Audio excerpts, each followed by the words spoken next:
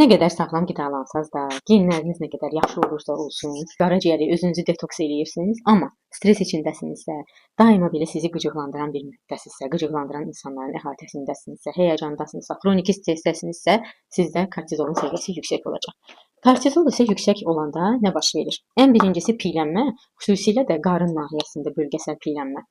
İkincisi tez qocalıq, çünki kortizol bu kollagenlikləri parçalayır və dəridə belə sallaq olur, bədəndə şişkinlik olur, ödem olur, orqanizmdə mikroelementlərin çatışmazlığı olur.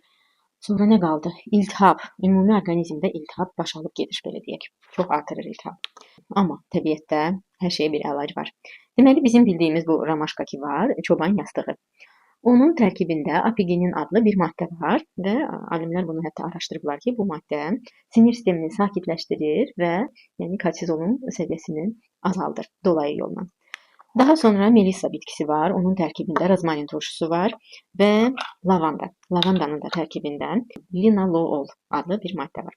Bunlar da sinir sistemini sakitləşdirirlər, yuxunu yaxşılaşdırırlar və ümumilikdə kortizol əleyhinə çox gözəl bir bitkilərdirlər. Və mən bütün bunları nəzərə alaraq nə etmişəm?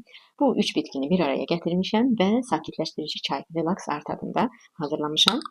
Hər gün onu dəmləyib içirsiniz və stressdən uzaq olursunuz. Və maqnezium stres əleyhinə çox faydalıdır və maqnezium təbii formada balqabaq tumunun əzilmiş formasında mən qəbul edirəm 1 çay qaşığı gündə 2 dəfə. Bu arada mən axşam rutinimi bitirdim və qızılgül suyunu da saçlarıma da istifadə edirəm. Frekansı yaxşılaşdırır. Bu da stres əleyhinə.